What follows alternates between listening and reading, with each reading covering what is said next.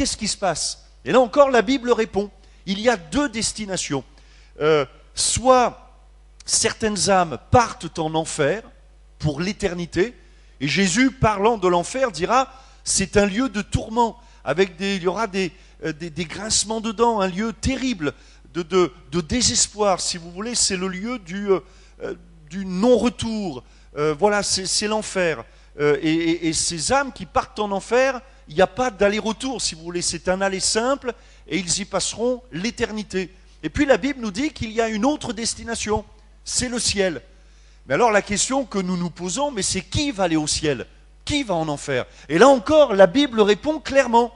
Eh bien, celui qui ne croit pas au Fils, celui qui ne croit pas, qui n'exerce pas la foi, si vous voulez, celui qui refuse de recevoir la grâce de Dieu dans sa vie, qui refuse d'écouter le message de l'Évangile, celui qui ne se tournera jamais vers Dieu, celui qui refusera de prier, de se tourner vers le ciel, eh bien celui-là, son âme ira en enfer. Mais, alors, qui ira au ciel? Eh bien ceux qui auront cru. C'est ainsi que la Bible nous dit dans l'évangile de Jean, si vous avez une référence à retenir, retenez celle-ci, Jean chapitre 3 verset 16, retenez-la bien, car Dieu a tant aimé le monde qu'il a envoyé son Fils unique, afin que quiconque croit en lui ne périsse pas, mais qu'il ait la vie éternelle. Donc qui va aller au ciel? Eh bien, pas les meilleurs, pas ceux qui auront essayé de faire des bonnes actions dans leur vie, forcément, mais celles et ceux qui finalement auront cru. Voilà. Celles et ceux qui, à un moment donné dans leur vie, peut-être, et c'est ce que nous vous invitons à le faire ce soir, qui auront à un moment donné dire, ben voilà, je me tourne vers Dieu, je veux recevoir ou j'invite Jésus à régner dans ma vie. Et ce soir, j'aimerais que nous puissions parler non seulement de la croix, on va lire un texte, mais du comment recevoir ce salut. Comment faire pour que finalement la croix du calvaire ait un impact dans notre vie? Parce que Dieu veut, et la Bible nous le dit, Dieu veut que tous les hommes parviennent au salut et à la connaissance de la vérité. Donc là aussi on pourrait se poser la question, mais est-ce que Dieu veut que des âmes se perdent? Non, jamais, ça n'a jamais été question. Dieu veut que tous les hommes soient sauvés. Et Dieu veut que ce soir tu sois sauvé et que ce soir tu te tournes vers lui. L'évangile, c'est une invitation pour tous les êtres humains. Et c'est pour ça que tout à l'heure au moment de la prière, je vous ai dit que personne ne pourra vous empêcher de vous approcher de Dieu. Ça va? Dites à votre voisin, personne ne peut t'empêcher de prier. Vas-y, dis-le, ouais, elle a besoin de l'entendre, elle. Voilà. C'est bon, tout le monde l'a entendu? C'est sûr? On vous l'a dit, vous, monsieur, là qui êtes, ouais, quelqu'un vous l'a dit? Il faut lui dire. Hein. Personne ne peut vous empêcher de prier. C'est un don que Dieu nous accorde à chacun d'entre nous.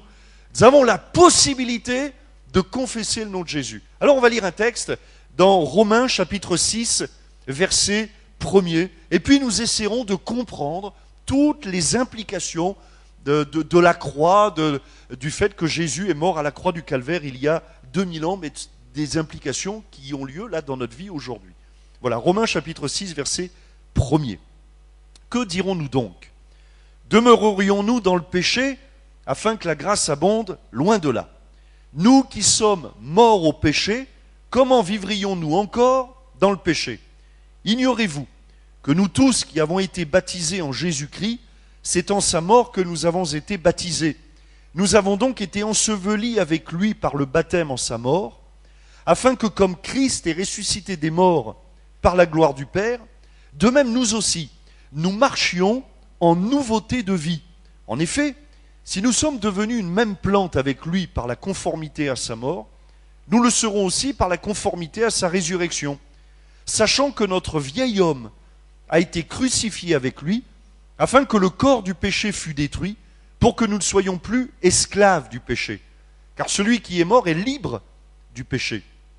Or, si nous sommes morts avec Christ, nous croyons que nous vivrons aussi avec lui, sachant que Christ, ressuscité des morts, ne meurt plus, la mort n'a plus de pouvoir sur lui. Amen. Voilà un texte qui nous développe une autre conséquence de la croix, c'est-à-dire que Dieu, au travers de sa parole, est en train de nous dire, mais voilà, non seulement Jésus, par la croix, par la foi que tu peux expérimenter dans l'œuvre de Jésus à la croix, veut inscrire ton nom dans le livre de vie, c'est-à-dire que ton âme aille au ciel pour l'éternité, mais le fait de croire aujourd'hui a des, si vous voulez, va permettre à l'Esprit de Dieu de transformer notre vie. Parce que finalement, vous pourriez aussi me poser la question, mais pourquoi est-ce que des gens vont en enfer? Qu'est-ce qui fait que celui qui ne croit pas va en enfer? Là aussi, la Bible l'explique. La Bible nous dit, bien, tous les hommes ont péché. Et il est là le gros problème. Si vous voulez, la source de tous nos problèmes vient du péché. Le péché, c'est le mot biblique, ça signifie manquer le but. Le péché, si vous voulez, c'est manquer la destinée que Dieu a pour nous. Le péché, c'est essayer de vouloir vivre sans Dieu. Et puis le péché, ça a d'autres conséquences, les péchés. Et là, des péchés, on peut en citer, tuer, mentir, voler, enfin, etc. Vous savez ce que c'est que les péchés, ce sont les péchés. Et la Bible nous dit que le péché nous sépare de Dieu. Et parfois la question qu'on peut se poser, c'est, ben oui, mais comment je fais? Parce que le péché est comme attaché à nous. Vous voyez, par exemple, certains diront, mais moi je suis un être violent. Et j'arrive pas à me changer. Bien, j'aimerais vous dire que la bonne nouvelle de l'Évangile nous dit que Jésus veut nous transformer. Et veut nous délivrer de cette puissance du péché. Celui, par exemple, qui se drogue dira, mais comment faire pour être délivré de la drogue? Je sais que la drogue me détruit. Et je remarque, et la Bible le dit aussi, que le péché détruit toujours le pécheur. Le péché produit la mort, mais le péché produit des tas de désastres. Vous avez déjà rencontré un drogué? Est-ce que vous avez déjà rencontré un drogué épanoui? Est-ce que vous avez déjà rencontré un alcoolique épanoui? Est-ce que vous avez déjà rencontré quelqu'un qui vit finalement dans le péché, dans la débauche, qui vous dise, mais moi je suis parfaitement heureux? En réalité, le péché détruit. Avez-vous remarqué que le mensonge nous écrase plus qu'il nous libère? Parfois on choisit le mensonge, parce qu'on se dit, oh, c'est plus facile. C'est pas toujours facile, la vérité. Alors, le mensonge, mais en réalité, après le mensonge appelle un autre mensonge, et puis finalement, le mensonge, au bout d'un moment, nous écrase, nous culpabilise. Et elle vient d'où, la honte? La honte, elle vient de choses dont nous avons honte. C'est-à-dire des choses qu'on cache, qu'on veut cacher, oui ou non? Imaginez que ce soir, on ait la possibilité de dévoiler ce qu'il y a au fond de votre cœur sur cet écran. D'ailleurs, on l'a. Non. Imaginez, vous seriez mal. Moi aussi, rassurez-vous. Alors, comment faire pour être délivré du péché? Donc la Bible en parle. Elle dit, mais il y a une puissance à la croix. La croix, c'est non seulement la croix de Jésus, mais j'aimerais que vous réalisiez que la croix, c'est la croix du pécheur.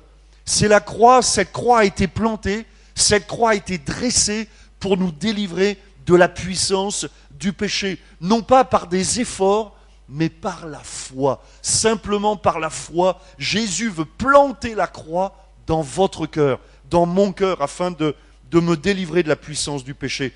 Et la puissance de la croix va découler premièrement d'un acte de foi. Si nous tournons, alors comment faire? Eh bien, si nous écoutons, si nous sommes attentifs à ce que Dieu dit au travers de sa parole, comment faire? Je vous invite à lire la Bible. Si vous n'avez pas la Bible, ne partez pas de ce lieu sans la Bible. On pourra même, si vous n'avez pas les moyens de vous l'offrir, on pourra vous l'offrir. Vous trouverez ici des Bibles que nous vous offrirons à une seule condition, c'est que vous la lisiez. Ok? La Bible est la parole de Dieu. Et c'est la Bible, c'est cette, si vous voulez, cette lecture, cette méditation, ce temps que je vais prendre, cette décision qui va nourrir ma foi. Vous avez besoin de Dieu, lisez la Bible. Vous avez besoin que votre vie soit transformée, lisez la Bible. Et c'est ce qui va marquer, si vous voulez, votre foi. Et vous allez en quelque sorte ouvrir la porte à la puissance de la croix dans votre vie. Et si toutes celles et ceux qui ouvrent leur cœur à la puissance de Dieu font fuir le diable et les démons. C'était écrit dans mes notes, ils disent tous Amen. Il n'y en a que 2 qui ont suivi. Amen. Il suffit d'ouvrir son cœur. Et donc la puissance de la croix, elle vient d'où? Elle va, si vous voulez, vous allez par votre acte de foi à vous. C'est vous finalement qui êtes le déclencheur, comme moi je l'ai été un jour dans ma vie. Si vous voulez, quand vous allez rentrer chez vous là pour allumer la lumière, chez vous, qui a l'électricité ici? Je ne sais pas, il y en a peut-être qui vivent. Levez la main, voir ceux qui ont l'électricité. Bon. Donc, vous avez l'électricité, c'est bon? C'est bon? Bon. Mais même si vous avez l'électricité, tout est là. La puissance est là. Vous imaginez? Vous avez même des centrales nucléaires qui fonctionnent rien que pour vous. Ben c'est ça. Oui. Mais il faut, pour avoir la lumière, il va falloir à un moment donné que vous appuyiez sur le bouton. Oui ou non? Eh bien, c'est pareil avec la foi. Toute la puissance de Dieu est à notre disposition. Mais, à une condition, c'est que nous ayons la foi. C'est que nous appuyions sur ce bouton. C'est ça, vous comprenez? C'est de dire à un moment donné, je décide de croire. Je décide de faire confiance à Jésus. Je décide d'obéir à Dieu. Et par conséquent, je vais lire la Bible. Je vais lire sa parole pour le comprendre, pour essayer de mieux le connaître. C'est donc la croix du pécheur. La puissance aussi de la délivrance est fondée sur la croix. Jésus à la croix est venu pour nous délivrer. Mais il nous faut laisser cette croix se planter dans notre vie. Si vous voulez, quelqu'un qui vit sans Dieu, il est semblable à un arbre à qui on aurait coupé des racines. Il y en a qui se sont achetés des sapins de Noël à Noël. Allez, je vais faire un sondage. Qui a acheté un sapin de Noël chez lui là? Il n'y a pas de honte. C'est tout? Levez la main. Bon, qui a mis un sapin de Noël chez lui? Bon. Non mais gardez la main levée. Bon. Qui avait un sapin artificiel? Bon, baissez la main, les sapins artificiels. On va garder que les vrais sapins. Les vrais sapins. Qui avait des sapins coupés? Et qui avait des sapins avec les racines? Personne? Ouais, vous êtes comme moi, vous ne vouliez pas vous embarrasser, quoi. D'accord, hein? Vous remarquez, quand on voit 2 sapins, vous savez, imaginez deux sapins qui sont dans un pot, on ne peut pas savoir s'il y en a un qui a les racines et l'autre il est coupé. Ça ne se verra pas. Ça se voit ou ça ne se voit pas? Par contre, ça se verra au bout de quelques jours. Parce que très rapidement, celui qui n'a pas de racines, eh bien, il va le dépérir très vite. Eh bien, c'est ce qui se passe. Pour celui qui vit sans Dieu, il est semblable à un sapin, à un arbre, qui est coupé de ses racines. Alors en apparence, tout va bien, il vit, il mange, il travaille, il peut avoir de l'argent. Hein? On peut dire, mais il n'y a aucune différence, c'est quoi la différence? Mais il va dépérir, le péché va gagner, la mort va gagner, le désespoir. Et puis, alors là, je ne parle pas de l'arbre, mais je parle de l'être humain, et son âme partira en enfer. Mais l'autre qui a les racines, il a les racines dans la foi, dans la croix, dans l'œuvre de Jésus. Alors on va dire, mais il n'est pas mieux que l'autre. Alors c'est vrai, il n'est peut-être pas plus grand que l'autre, il n'est peut-être pas plus vert, mais lui, il va continuer, il va vivre, il va s'épanouir, il va grandir, il ne va pas dépérir. La foi alimente notre espérance. Et puis, notre âme, eh bien, elle va passer l'éternité dans le ciel. La Bible nous dit au verset 3 de Romains, qu'on a lu tout à l'heure, Romains chapitre 6, « Ignorez-vous que nous tous qui avons été baptisés en Jésus-Christ, c'est en sa mort que nous avons été baptisés. » Et le baptême nous parle d'engagement. Le baptême, chez nous, si vous venez dans notre église régulièrement, et vous verrez, je crois qu'au mois de février, on aura un service de baptême, vous remarquerez que nous baptisons des gens adultes, parce que le baptême, c'est pas n'importe quoi, ce n'est pas un sacrement, mais le baptême, c'est l'engagement d'une bonne conscience vis-à-vis de Dieu. C'est pour ça que nous baptisons des gens adultes, c'est-à-dire des gens qui savent ce pourquoi ils vont être baptisés, et c'est ainsi que nous ne baptisons pas les bébés, parce qu'ils n'ont pas encore bien conscience de ce qu'ils font, vous voyez. Donc on attend, ados, etc., on attend qu'ils aient conscience de ce qu'ils font, parce que la foi, le baptême, c'est un engagement. Et le baptême, c'est comme dire, bien, je vais plonger mes racines, je veux plonger mes racines dans la parole de Dieu, mais surtout dans la vie de Dieu. C'est la croix, c'est cet engagement, c'est quand je vais ouvrir mon cœur, m'engager, faire ce premier pas avec Dieu, alors je vais permettre à toute la puissance de Dieu de se déverser en moi, de me délivrer, de briser les chaînes, de briser le désespoir et d'amener une nouvelle vie. Comme quand vous allumez tout simplement ce petit bouton, ça nous paraît un geste tellement anodin. Hein. Nous aujourd'hui, on appuie sur un bouton, on a la lumière, on appuie sur un bouton, la télé s'allume, on appuie sur un bouton, le radiateur électrique il fonctionne, enfin ça nous paraît anodin. Mais derrière, il y a toute une logistique, il y a toute une machinerie, il y a quelqu'un il y a des usines qui produisent l'électricité, qui le transportent, etc. Eh bien, c'est exactement la même chose, mais d'une autre nature, bien sûr, qui se passe quand un être humain commence à prier, commence à se tourner vers Dieu. Alors, il y a toute la puissance de Dieu qui se met à notre service. Là, vous avez l'oreille de Dieu, vous avez le cœur de Dieu, vous avez le regard de Dieu sur vous. Dieu qui veut agir dans nos vies. La puissance de la croix aussi, elle produit une vie transformée. Souvent, notamment dans cet épître de Romains, l'apôtre va parler de la croix et tout le Nouveau Testament nous amène à la croix du Calvaire, à Jésus qui est mort à la croix du Calvaire, parce que, eh bien, nous avons besoin de tourner nos regards vers la croix, vers Jésus qui a été crucifié, qui est ressuscité pour nous, parce que c'est là que ma véritable vie va commencer. Et j'aimerais vous dire que Dieu ne fait pas de rénovation, il nous transforme complètement. Il change notre manière de penser, il change les priorités qu'il y avait dans nos vies.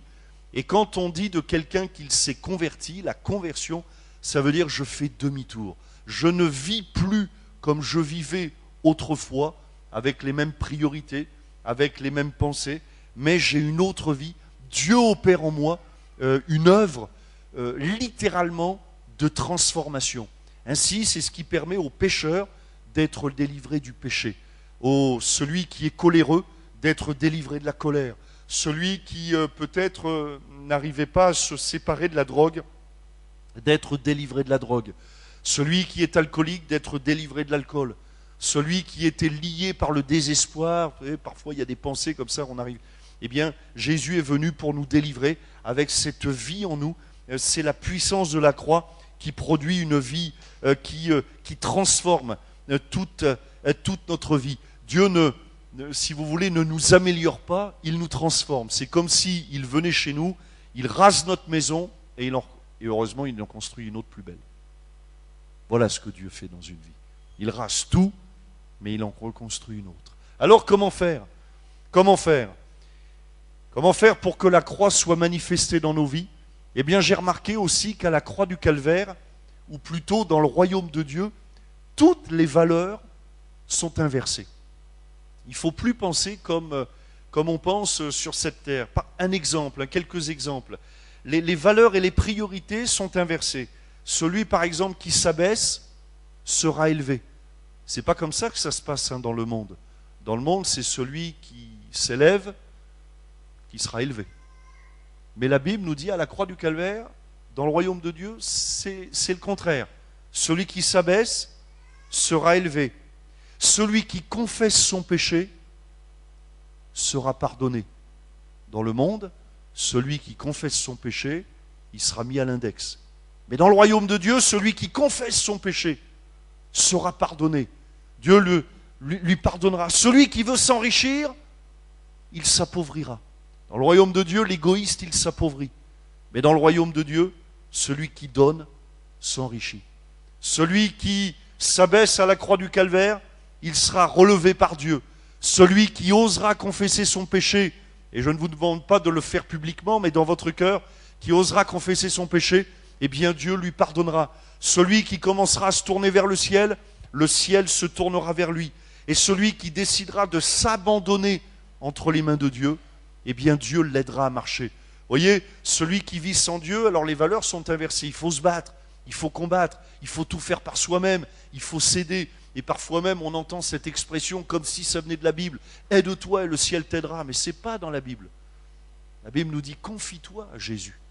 Voilà ce que nous dit la Bible. Crois au Seigneur Jésus et tu seras sauvé.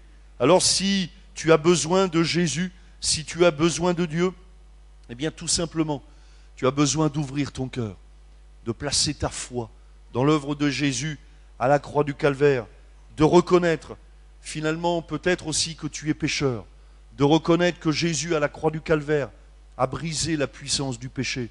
Celui qui s'abaisse sera relevé. Celui qui s'abaisse sera pardonné. Et un des beaux messages, un des beaux témoignages que nous avons à la croix du Calvaire, c'est ce fameux brigand qui sera sauvé. Vous savez, ce brigand à qui Jésus dira aujourd'hui même, tu seras avec moi dans le paradis.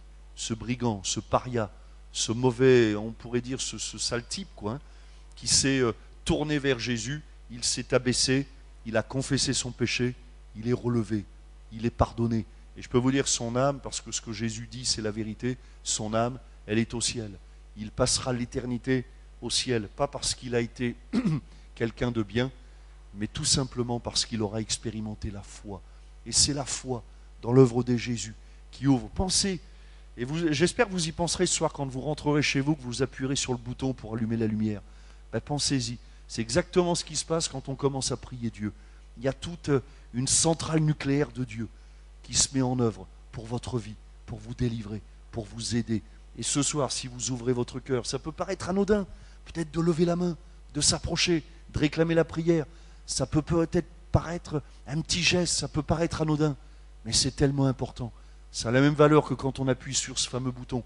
Avant, il y avait les ténèbres, et j'appuie simplement sur un bouton, c'est pas grand-chose, j'appuie sur un bouton, mais tout à coup, la lumière s'allume, la machine se met en route, on entend, ça chauffe, ça s'allume, il y a quelque chose qui se passe, il y a quelque chose qui se passe.